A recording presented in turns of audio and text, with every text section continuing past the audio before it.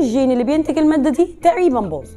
طب هنرجع بقى لنقطة الأساسية، ليه في ناس زمان كانت بتتضرر وبتتعرض للعنف ده وهي كويسة دلوقتي وما فيهاش أي مشاكل؟ زمان كانت الناس في حواليها ناس كتير قوي بتديها المشاعر اللي هي محتاجاها. الأطفال كان في أطفال كتير قوي في سنهم بينزلوا يلعبوا معاهم في الشارع، كان في ناس كتير قوي حواليهم بيحسسوهم بالأمان والطمأنينة.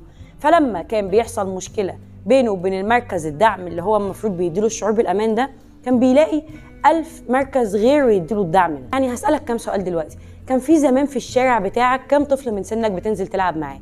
طب كنت بتلعب معاه قد ايه وقت؟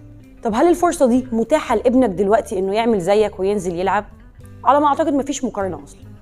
طب كان في كام عم او خال او قريب او جار لو شافك في الشارع وانت خايف وبتجري من حد بيضايقك او حاجة بتأذيك بيتدخل وبيلحقك؟ ولو شافك بتعمل حاجة غلط كان بيبقى اسرع واحد بيتدخل ويمنعك من الحاجة